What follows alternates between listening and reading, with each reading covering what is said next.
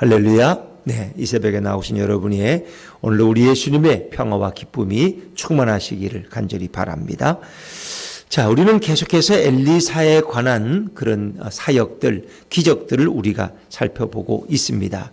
7장에서도 엘리사의 예언대로 이루어졌죠. 그래서 아람이 북이스라엘의 사마리아 도성을 포위해서 이렇게 여러 가지 어려움이 생기고 또 기근이 엎친 데 덮친 격으로 백성들의 큰 고통을 줘요. 근데 엘리사가 예언하죠. 내일 이맘때쯤이면 고운 밀가루, 아주 좋은 밀가루 한 스아에 한 세겔 할 것이다. 또 그보다 못한 보리 두 수아에 한 세겔 할 것이다. 그거는 아주 그 높은 가격이 천정부지로 올랐다가 폭락한다는 거예요. 폭락. 이 똥값이라는 거예요. 쌀값이, 밀가루값이. 이제 그렇게 예언했는데 그것이 그대로 이루어지는 거예요. 그 하룻밤 사이에 놀라운 기적이 일어났어요. 그래서 하나님께서 누구를 사용해요? 그 4명의 나병 환자, 그 천하고 멸시받는 문둥이들을 사용해서 사마리아 도성을 구원하잖아요. 그리고 아람 군대는 하나님의 역사 가운데 놀라서 기겁을 하고 다 도망가 버려요. 그리고 그 많은 수만의 군사가 먹을 그런 양식이면 그 어마어마한 거거든요. 그 성사람들이 가서 그걸 다 끌어들여가지고 시장에서 파니까 거의 헐값이 되어서 누구나 배불리 먹을 수 있었더라. 그리고 그 엘리사의 예언을 듣고 비웃고 조롱하던 그 장관, 그 믿음 없는 불신의 장관, 그 사람은 어떻게 했어요? 마치 백성들에게 짓밟혀서 그런 죽고 말았다는 거예요. 오늘날도 그런 분들이 있어요. 우리 교회에서 뭔 얘기하면 막 비웃어. 목사님, 그게 말이 됩니까? 아니, 말 같은 얘기를 좀 하셔야지. 목사님, 어떻게 그런 얘기를 어디서 듣고 오셨어요? 이런 분들이 있어요.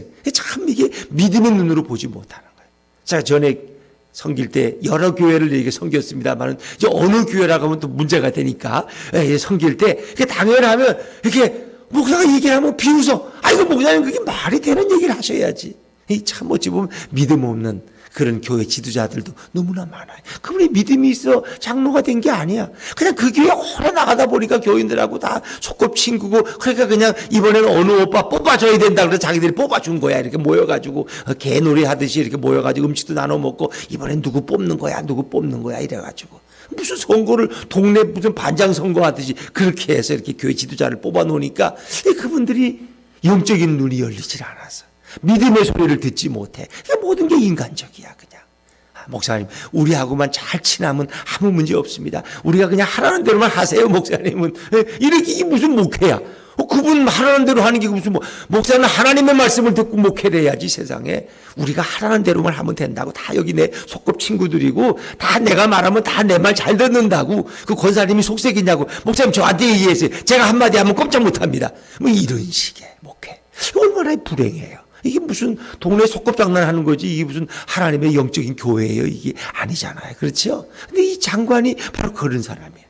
결국은 어떻게 해요? 그럼 그 다음날 백성들에게 짓밟혀서 그저 광장에서 죽어가는 거예요. 이 참 안타까운 거죠.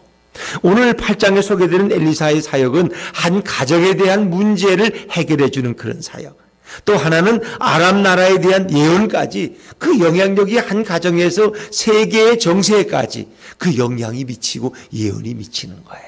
그러니까 하나님의 사람들이 그 당시에 어떻게 사용됐느냐. 또 하나님은 이스라엘의 하나님만이 아니라 온 세상의 하나님, 온 역사를 주관하시고 간섭하시는 분이 바로 우리 여호와 하나님이셨다는 거예요. 자, 오늘 첫 번째 말씀 첫 문단은 이제 기업을 되찾은 수렘 여인의 가정 얘기예요. 8장 1절부터 6절인데 오늘 여기서도 한 가정의 문제를 엘리사가 해결해 주는 것을 볼 수 있어요. 자, 우리 8장 1절 2절 말씀, 1절과 2절 말씀 같이 한번 읽어보죠. 시작. 엘리사가 이전에 아들을 다시 살려준 여인에게 이르되 너는 일어나서 내 가족과 함께 거주할 만한 곳으로 가서 거주하라. 여호와께서 기근을 부르셨으니 그대로 이 땅에 7년 동안 임하리라 하니 여인이 일어나서 하나님의 사람의 말대로 행하여 7년을 우고하다가 또 다시 돌아오게 되는 거예요. 7년이 지나고. 여러분, 이 수넴 여인이라는 이 여인은 이미 앞에서 한번 소개됐어요. 엘리사가 늘 지나다니는데 자기 집에 초청을 해서 식사 대접하고 또 선지자를 위한 방도 마련해 줬어요. 그 보니까 게하시야, 이 집에 뭐 어려운 게 뭐 있냐? 이 집은 부자고 돈도 많은데 뭐 어려운 게 뭐? 아들이 없네요, 아들이. 그래서 엘리사가 예언해서 내년 이맘때쯤에 내 가정에 아들이 있을 것이다. 여인이 정말 좋긴 하지만 절 놀리지 마세요. 어떻게 그런 일이 이 나이에 있겠어요. 걱정하지 말아라. 그때 정말 아들을 낳았어요. 아들이 잘 크다가 그만 아들이 또 어려운 일을 당했어요. 밭에 나가서 아버지 따라 나가 일하다가 일사병에 걸렸는지 머리가 아프다고 엄마 베개를 하고 그러더니 애가 죽어버린 거예요. 그 여인이 엘리사의 아이를 데려와 집에 누워놓고는 와서 급히 전가를 보냈어요. 그래서 엘리사가 가서 결국은 자기 침상에 누인 그 아들을 다시 살려내는. 그러니까 참 엘리사와 이 수넴 여인은 정말 많은 관계가 있어요. 근데 이제 그 땅에 기근이 와가지고 아마 그 사이에 남편도 돌아가신 것 같아, 죽은 것 같아. 그러니까 이제 이 아이를 키우고 종들하고 생활하는데 이게 너무 기근해서 농사가 안 되는 거예요. 그러니까 엘리사가 하나님의 예언을 받아서 여인에게 권면한 거예요. 너는 이방 땅에 가서 7년 동안 거하라 와라. 그러니까 여인이 그대로 순종해요. 왜? 이분을 하나님의 사람으로 인정하니까 순종해서 블레셋 땅에 가서 7년 동안 거주하다가 돌아와요. 근데 이제 살다가 돌아와 보니까 이게 내 땅을 다른 사람들한테 경작하고 있는 거야. 이게 주인이 없으니까 누군가 와서 농사 짓잖아요. 그렇죠. 우리가 하천부지 같은 거 보면 주인이 없어. 국가가 땅이니까. 그러면 어떤 부지런한 아주머니들은 거기 가서 뭐 씨 뿌리고 콩도 뿌리고 뭐도 심고 그러더라고. 이제 그런 것처럼 남의 반에 용사를 안 지니까 주인이 없으니까 거기 이제 마을 사람들이 농사도 짓고 했겠죠. 그 7년 돌아오니까 이게 농도 없고 뭐 집도 없고 아무것도 없는 거야. 그래서 이제 이 여인이 그것을 찾아야 되는데 참 오늘 본문에 소개되는 얘기가 그래요. 마침 이스라엘 왕이 엘리사의 종 게하시를 불렀어. 게하시하고 대화를 하다가 도대체 엘리사 선지자가 행한 기적이 어느 정도 됐냐? 이게 쭉 설명하는 거야. 국에다가 독이 들어갔는데 그걸 가루를 넣어서 해결하고 또 샘의 근원에 이 물이 쓴 것을 또 해결하고 또 죽은 아이를 살리기도 하고. 근데 죽은 아이를 살린 얘기를 하는 즈음에 이 여인의 정갈이 온 거야. 왕이시여, 한 여인이 와서 자기 땅을 찾아달라고 하는데 이거 어떻게 하면 좋습니까? 왕이. 그러니까 게하시가 바로 그 여인입니다. 그 수넴 여인이 바로 그 아들이 죽은 걸 엘리사가 살려낸 그 여인입니다. 그 여인이 기근을 피해서 7년 동안 블레셋 갔다가 돌아왔는데 자기 땅이 없어졌고 기업이 다 사라져버렸습니다. 그러니까 왕이 좀 찾아주십시오. 게하시가 점잖게 한마디 하는 거예요. 게하시가. 그러니까 이제 이 본문은 우리가 자세히 보면 게하시가 나병 환자가 되기 전의 상황이었던 것 같아요. 그리고 성경은 역사 순서로 기록된 것 같지만 때로는 이렇게 나중에 그것을 삽입한 것이 있어요. 그러니까 게하시가 아직 나병 환자가 되기 전의 이야기란 말이에요. 그래서 왕이 듣고 그러냐? 그 엘리사가 그 아이를 살려준 그 여인이야? 그러니까 자기 신하를 불러서 너가 이 여인의 땅을 다 찾아주어라. 그랬더니 그 신하가 가서 문서를 확인해가지고 그 여인의 전답과 집과 기업을 다 찾아주었어요. 그러니까 해피엔딩으로 끝난 거죠. 할렐루야. 오늘 이 여인이 근데 이 기근을 피해서 떠나는 건 쉬웠을까 어려웠을까? 어려워요. 쉽지 않아요. 그러니까 아브라함이 갈대아 우르에 있다가 하나님의 음성을 듣고 자기 고향 친척을 떠난다는 건 참 어려운 거야. 그 당시 무슨 비행기를 타고 가요? 뭐 KTX를 타고 가요? 그거 막상 걸어가야 되거든요. 그러니까 도적을 만날 수도 있고 뭐 어떤 일을 당할 수도. 근데 하나님의 음성만 듣고 간다는 건 쉬운 일이 아니에요. 그렇죠. 그러니까 이 여인이 엘리사를 하나님의 사람으로 인정한 거예요. 그러니까 하나님이 엘리사를 통해서 말씀하시니까 이 여인은 왜? 그러려면 자기 남편도 없고 뭐 이렇게 왜 이국에 간다는 거 쉬운 일이 아니잖아요, 여러분. 그런데도 엘리사가 말하니까 그대로 순종해서 온 가족이 블레셋 땅에 가 7년 동안 거주하다가 생명을 건지고 돌아와서 이제 땅이 없어서 걱정하니까 또 엘리사가 게하시를 통해서 이렇게 해서 그 땅을 다 찾아주었어요. 그러니까 이 여인은 모든 일이 합력해서 선을 이루게 된 줄로 믿습니다. 여러분 누구를 통해 전달되든 내가 직접 듣든 설교자를 통해 듣든 하나님의 음성이 들려질 때 그것이 하나님의 음성으로 확신한다면 우리는 순종하는 믿음이 필요하다는 거예요. 그 말씀대로 믿음으로 순종했더니 결국 이 여인의 모든 문제가 해결돼서 합력해서 선을 이루게 되었더라. 어떤 상황 속에서도 주님은 오늘 우리에게 말씀하시고 주님께는 반드시 길이 있는 것을 믿으시기 바랍니다. 우리 가정은 방법이 없어요. 이거 어떻게 이럴 수도 저럴 수도 없고 이거 어떻게 하면 좋습니까 말이야. 이거 진퇴양난이고 이런 걸 사면초가라 그러잖아요. 그렇죠? 어디 갈 틈이 없어. 그냥 어디 빈 구멍이 없어. 그럴 때도 하나님께는 길이 있다는 거예요. 하나님께는. 그러니까 우리는 하나님 앞에 나와서 물어야 되는 거예요. 하나님 저에게 길을 열어달라고. 그리고 주님의 음성에 귀를 기울이는 그 간절함과 사모함이 우리에게 필요한 거예요. 주님은 다 모든 사람들을 향한, 가정을 향한 계획을 가지고 있다는 거예요. 자, 이제 두 번째 말씀은 7절부터 15절까지 말씀인데, 이 예언은 사실은 엘리야에게 먼저 내렸던 예언이라는 거 아세요? 우리가 보면 열왕기상 18장인가요? 엘리야가 이제 동굴에 가서 하나님의 음성을 듣고 그랬을 때 하나님께서 이제 말씀하시는 거예요. 너는 하사엘에게 기름을 부어서 아람의 왕으로 삼고 예후에게 기름을 부어 이스라엘 왕으로 삼고 그리고 사밧의 아들 엘리사를 불러서 너 후계자로 삼으라 하는 말씀이 기억이 나죠. 열왕기상에. 그러니까 엘리야는 그 음성을 들었지만 사실 엘리야는 그 일을 못했어요. 근데 이제 열왕기상 2장에서는 엘리야가 승천하죠. 그리고 이제 엘리사가 그 능력을 이어받잖아요. 엘리사를 통해서 그 예언이 계속되어지는 거예요. 연속성, 예언의 연속성. 그래서 그 예언이 누구를 통해서? 엘리사를 통해서 이루어지는 거예요. 그리고 이제 아람 왕이 될 하사엘에게 기름을 부어서 그가 왕이 되게 하는 이제 그런 내용이 오늘 여기 이제 한 면이 소개되는 거예요. 자, 우리 7절과 8절 말씀 읽어볼까요? 7절과 8절입니다. 시작.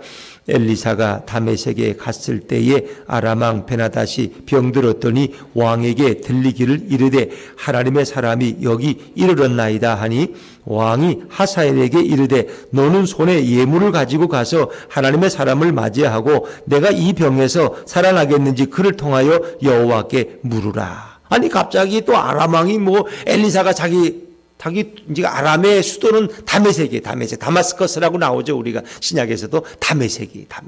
그 다메섹에 왔다는 얘기를 듣고 엘리사를 아주 정중하게 모셔요. 그리고 그에게 낙이 40마리 분의 예물을 가지고 가서 내가 이 벽에서 살겠냐 물어보라는 거예요. 이 아람과 이스라엘은 참 관계가 재미있다는 거 아세요, 여러분? 그래서 어떻습니까? 이 열왕기하 5장에 보면 나아만이라는 아람의 장군이 와서 엘리사에게 와서 치료받고 가잖아요. 그렇죠? 그리고 또 나아만이 감사하고 하나님께 영광 돌리고 또 6장에서는 아람 군대를 또 엘리사가 돌려보내요.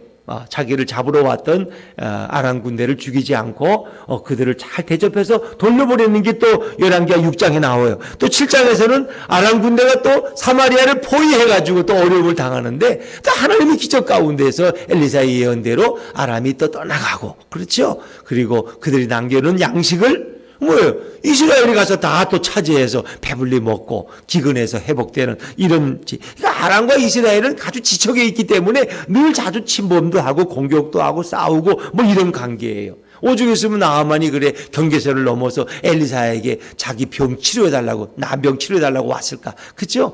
그런 관계인데 오늘 이 8장에서도 마찬가지.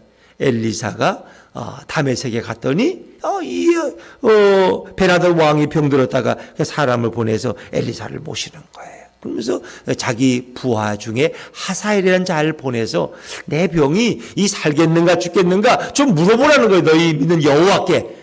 참 재미있지 않습니까? 하여튼 그런 걸 여러분이 감안하고 들으시면 됩니다. 자, 이렇게 물어볼 때 이제 어떻게 보내는지. 자, 9절 말씀 읽어볼까요? 9절입니다. 9절과 10절 시작. 하사엘이 그를 맞이하러 갈새 다메섹의 모든 좋은 물품으로 예물을 삼아가지고 낙타 40마리에 싣고 나아가서 그의 앞에 서서 이르되 당신의 아들 아람 왕 베나닷이 나를 당신에게 보내 이르되 나의 이 병이 낫겠나이까 하더이다 하니 엘리사가 이르되 너는 가서 그에게 말하기를 왕이 반드시 나으리라 하라.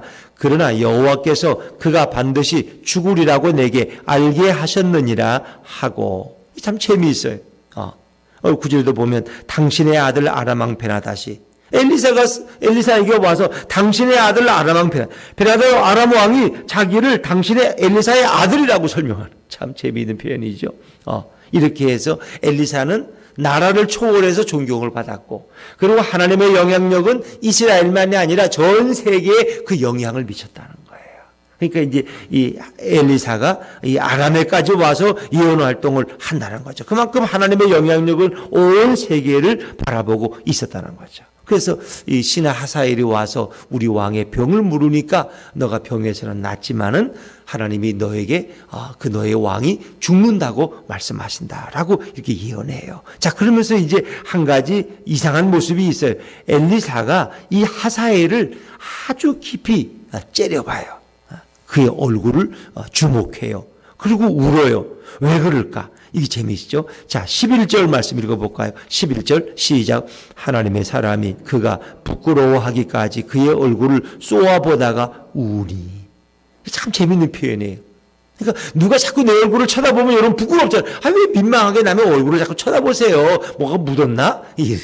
근데 엘리사가 이 아람왕 베나다시 보낸 이 신하 하사엘의 얼굴을 아주 뚫어지게 쳐다보죠. 그러다가 울어. 그거 왜 우는지 몰라. 왜 울까? 그 설명이 이제 12절에 나오는 거예요. 12절에 한번 읽어볼게요. 시작.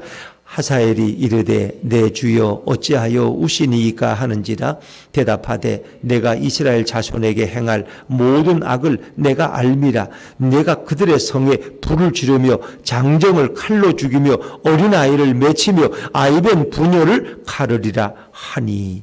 이 놀라운 일이에요.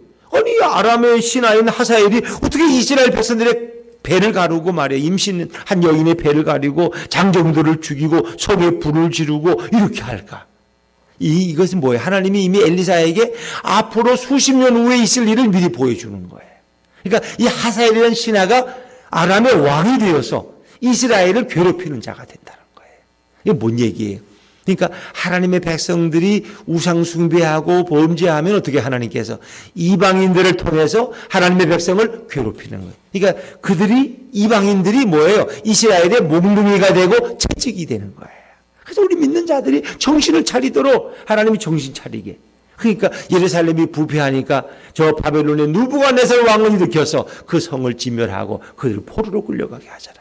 이스라엘이 자꾸 엉뚱한 방향으로 가니까 오늘 아람을 통해서 이스라엘을 정신 차리게 하는 거예요. 근데 오늘 이 하사엘이라는 자가 신하지만 그가 왕이 되어서 이스라엘을 아주 괴롭히는 그런 것을 이미 엘리사는 볼 수 있었다는 거예요.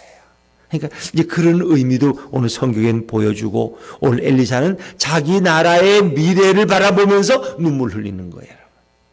그러니까 에레미야가 왜 눈물의 선지자예요? 에레미야가 보면. 자기 이스라엘이 바벨론 땅에 포로로 가서 어떻게 고통당하고 그리고 예루살렘 성이 이 파괴될 것을 이미 하나님이 에레미야에게 보게 하신 거예요. 그게 에레미야가 오죽했으면 자기가 울면서 벌거벗고 맨몸에 다니면서 예언을 했다니까요, 여러분. 이게 가장 수치스러운 거예요. 저 예언자가 미쳤다고. 그러니까 뭐예요? 이스라엘이 이게 벌거벗은 자의 모습처럼 수치와 부끄러움을 당할 거라는 거예요. 그러니까 빨리 회개해야 된다는 거예요. 그걸 이스라엘 백성들은 몰랐어요. 에레미야가 미친놈인 줄 알았어. 정말 에레미야를 통해서 우리 예수님이 십자가에서 받을 수치를 미리 보여주고 왜 예수님이 몸이 벌거벗겨져서 십자가에 매달리시고 오늘 엘리사가 이스라엘이 앞으로 당할 그 부끄러움과 수치와 고통을 보면서 울어. 이 하사엘이라는 자가 아람의 왕이 돼서 우리 이스라엘 백성을 이렇게 죽이고 괴롭히고 임신한 부인의 배를 가는 것을 이미 엘리사는 보고 있어. 그 눈물 흘리는 거예요. 눈물 흘려. 여러분 예루살렘을 보고 눈물 흘린 분이 누구였어요? 예수님이에요. 예수님이 올라오실 때 저 예루살렘 성이 회파되고 그 많은 어려움을 다 이미 보셨어요. 그리고 내가 마치 어미닭이 병아리를 품듯이 그렇게 내가 너희를 품으려고 그렇게 해도 예루살렘아 너가 어찌하여 내 품을 떠나느냐. 예수님 말씀을 안 듣고 자꾸 완악해져 가지고 예수님을 배신하고 죽이려고 그러고 선지자와 서기관과 바리새인들 대제사장들을 예수님을 미워만 하는 거예요. 저놈이 우리한테 엉뚱한 소리 한다. 근데 그 말씀을 예수님 말씀을 들어야 돼. 그들이 듣고 회개하고 통곡의 눈물을 흘려야 돼. 예수님은 그게 안타까워서 예루살렘을 볼 때마다 애통하시고 눈물을 흘리시는 거예요. 왜? 그들이 당할 그 고통을 보거든. 예수님이 예언하고 나서 몇십 년 후에 로마의 디도 장군이 와서 예루살렘을 완전히 그냥 쑥대밭을 만들어 놓은 거 아세요? 그리고 이스라엘 백성들이, 예루살렘 성들은 다 뿔뿔이 흩어서 2000년 동안 저 러시아에, 저 유럽에, 폴란드에, 저 중국에 가서 남의 집살이 하는 거예요. 자기 나라도 없고 2000년 동안 종살이하고 두드려 맞고 유대인들은 미움당하고 2000년 동안 살다가 다시 이제 이스라엘 돌아간 거예요, 지금. 그걸 예수님은 이미 보고 계신 거예요. 근데 그들이 예수님 말씀을 듣고 회개해야 되는데 예수님 말씀을 안 듣는 거야. 안 듣는 거예요. 예수님 답답하시고. 오늘 엘리사도 마찬가지예요. 예수님이 예루살렘을 보고 우는 것처럼 이스라엘 백성들이 이 아람의 하사엘을 통해서 그들이 당할 어려움을 미리 보시는 거예요. 그럼 하나님은 왜 이스라엘 백성들을 고통을 주시나 말이야. 그건 그들의 죄악 때문에 그러는 거예요. 그럼 그들이 한 명이라도 구원받으려고 이방을 통해서 그들을 괴롭히시는 거예요. 그러니까 아람이 이스라엘의 몽둥이가 되고 채찍이 되는 거예요. 여러분. 왜? 우리가 하나님을 바로 알고 우상 숭배를 던져버리고 깨닫고 회개하고 구원받으라고. 그러니까 하사엘은 그게 무슨 얘기인지 모르는데 그가 조금씩 깨달아. 아, 이 선지자 말씀이 그 말씀이구나. 왜? 이미 하사엘의 마음속에는 어떤 마음이 있었을까? 반역의 마음이 있었어요. 그래서 벌써 자기 왕이 병드니까 흔들리잖아요. 왕이 병들면 흔들리는 거예요. 그러니까 이 신하가 왕을 죽이고 자기가 왕이 될 생각을 하고 있던 거예요. 아람의 왕이. 엘리사의 예언을 듣고 그가 확신을 얻고는 그대로 행해요. 엘리사가 그걸 시킨 것이 아니라 이미 그 하사엘이 마음에 나쁜 마음을 품고 있는 것을 이미 엘리사는 알고 있었던 거예요. 그리고 하사엘이 할 일을 그 보고는 눈물을 흘리는 거예요. 그리고 하사엘이 가서 뭘 했어요? 자기 왕을 죽였고 자기가 왕이 된 거예요, 여러분. 자, 우리 한번 성경을 또 읽어볼게요. 13절부터 15절까지. 13절부터 15절까지 같이 읽죠. 시작. 하사엘이 이르되 당신의 개 같은 종이 무엇이기에 이런 큰 일을 행하오리이까 하더라. 엘리사가 대답하되 여호와께서 내가 아람 왕이 될 것을 내게 알게 하셨느니라 하더라. 그가 엘리사를 떠나가서 그의 주인에게 나아가니 왕이 그에게 묻되 엘리사가 내게 무슨 말을 하더냐 하니 대답하되 그가 내게 이르기를 왕이 반드시 살아나시리이다 하더이다 하더라. 그 이튿날에 하사엘이 이불을 물에 적시어 왕의 얼굴에 덮음에 왕이 죽은지라. 그가 대신하여 왕이 되니라. 하사엘이 반역을 일으킨 반역을. 그 자기 왕을 죽였어. 그 자기가 왕이 된 거예요. 그것도 이불에다가 이불을 물에 적셔가지고 소리 내지 못하게 뭐 어떻게 하든 그렇게 해서 왕을 죽이고는 자기 왜 가장 측근에서 왕을 모시는 사람이니까 그 배신은 가장 가까이 있는 사람이 한다는 거예요. 아람 왕도 자기가 가장 신임하던 하사엘에게 죽임 당하는 거예요. 예수님도 결국 가장 신임하는 가룟 유다가 예수님을 은사준양에 팔아먹고 이렇게 하는 거예요. 그리고 삼손도 자기가 사랑하던 들릴라에 의해서 머리가 잘리고 결국은 그렇게 수치와 부끄러움을 당하는 거예요. 그래서 우리는 늘 깨어 있어야 돼요. 가장 가까이 있는 사람들이 언젠가는 또 그것이 꼭 가까이 있는 사람이 나쁘다는 게 아니라 가까이 있는 사람들을 통해서도 마귀는 역사할 수 있다는 거예요. 가까이 있는 사람이든 먼 사람이든 마찬가지. 그럼 우리는 어떻게 해야 돼요? 늘 깨어 있고 기도해야 돼. 마귀의 사단의 유혹은 가까이든 멀리든 누군가를 통해서도 내게 다가올 수 있다는 거예요. 이스라엘도 늘 깨어 있어야 되는데 이미 하사엘을 통해서 그들이 괴롭힘 당할 것을 하나님은 엘리사에게 미리 보여주는 거예요. 그 엘리사도 뭐 예언을 많이 했죠. 그런데 이스라엘 백성들이 그걸 듣지 않고 정신을 차리지 못하니까 결국 그런 어려운 일이 현실처럼 되어버리는 거예요. 그렇습니다. 하나님의 영향력은 온 세상을 향해 있는 거예요. 하나님은 한 개인의 역사로부터 한 가정의 이야기로부터 한 민족 그리고 전 세계의 역사를 주관하시는 분이 누구냐? 여호와 하나님이에요. 그러니까 우리 재미있는 표현이 여기 있잖아요. 여러분 우리 앞으로 한번 다시 돌아가 볼까요? 미안한데 8장 1절입니다. 8장 1절을 한번 읽었지만 한번 더 읽어볼게요. 8장 1절 시작. 엘리사가 이전에 아들을 다시 살려준 여인에게 이르되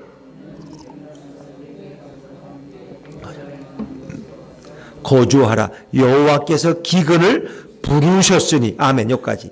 여호와께서 기근을 어떻게 했어요? 불렀어요. 오라고 기근을 오라고 불렀더니 그대로 이 땅에 7년 동안 임하리라 하니. 그렇지요. 하나님이 기근을 불렀다는 표현이 재미있지 않아요? 이 모든 역사에 이루어지는 일들이 하나님의 허락 없이 되는 일은 없어요. 하나님이 다 간섭하시는 거예요. 우리의 코로나 이건 말할 것도 없어요. 온 세계에 코로나가 없는 곳이 지금 어디 있어요? 하나님이 알고 계시는 거예요. 하나님이 그러면 왜 코로나를 주는 나쁜 분이냐? 그냥 하나님이 허락하신 거야. 왜? 이 열방의 사람들이 우상숭배에 빠지고 동성애에 빠지고 그리고 뭐예요? 진화론에 빠져서 창조주 하나님을 모르는 거야. 하나님이 그냥 허락하셨어. 그러니까 전 세계적으로 코로나가 와가지고 이렇게 백성들을 괴롭히잖아요. 근데 이들은 뭐 의학이고 백신을 개발해서만 고시려고만 애를 쓰지 하나님 앞에 무릎 꿇고 회개된다는 걸 생각을 못하는 거예요. 자기의 우상을 버려야 돼. 그걸 깨닫지 못하는 거예요. 마치 교회도 그걸 못 깨달아. 그래가지고 그냥 국무총리가 시키면 시키는 대로 잘해. 하나님 말씀은 그렇게 잘 안 들어. 근데 국무총리가 시키면 다 잘해. 그냥 가지 말라면 안 가고, 소그룹 하지 말라면 안 먹고, 교회 점심 먹지 말라면 점심도 안 먹고 바로 집에 가고 배고파도 그냥. 그리고 아예 갈 수 있으면 교회 가지 말라 그러면 그냥 집에서 아예 그냥 듣고, 또 자식들이 그런데 어머니 절대 교회 가지 마세요. 어머니가 교회 갔다 코로나 걸리면 우리 손자 큰일 납니다. 그래서 또 못 가고, 젊은 사람들은 또 애기 핑계대고 또 안 가고, 그래서 젊은 사람도 잘 안 가고 노인들도 잘 안 가고 교회는 올 사람이 별로 없어요. 그게 참 어려운 거예요. 그러니까 하나님이 한국 교회도 어려움을 주시고 우리 한국 민족이나 전 세계가 코로나로 어려움을 당하는 거예요. 더구나 한국에서 또 집값까지 올라가지고 이제 또 이사갈 날이 연말이면 다가왔는데 이것도 또 보통 고민이 아니야. 그 문제는 뭐예요?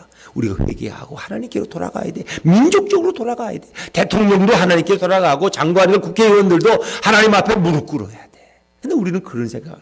대통령이 그런 말 안 하잖아요. 그렇죠? 대통령이 그걸 깨달으셔야 돼. 그분도 신앙인인데 왜 그러는지 몰라. 하나님 앞에 우리 온 민족이 돌아가야 돼. 근데 자꾸 이렇게 기독교를 멀리하고 하나님 찾는 사람들은 이상한 사람으로 다 공격을 하고, 아주 여기에 인터넷에 보면은 무슨 교회 하나님 목사 얘기만 나오고 아주 집중 떼거지로 달려들어가지고 그냥 거기 달려드는 사람이 한국에 있는 그 반기독교 안티기독교 세력이기도 하지만 동시에 그것만 전문으로 하는 세력들이 또 있어. 그리고 저 북한에 그 보이국 그 산하에 한 3천 명의 인터넷 부대가 있는데 걔들은 한국의 기독교 얘기만 나오면 같이 덩달아서 또 춤을 춰. 걔들이 그 일까지 도와줘. 왜? 한국의 기독교가 죽어야지 공산당이 활개칠 수 있다는 거예요. 왜? 기독교는 공산화를 싫어하거든.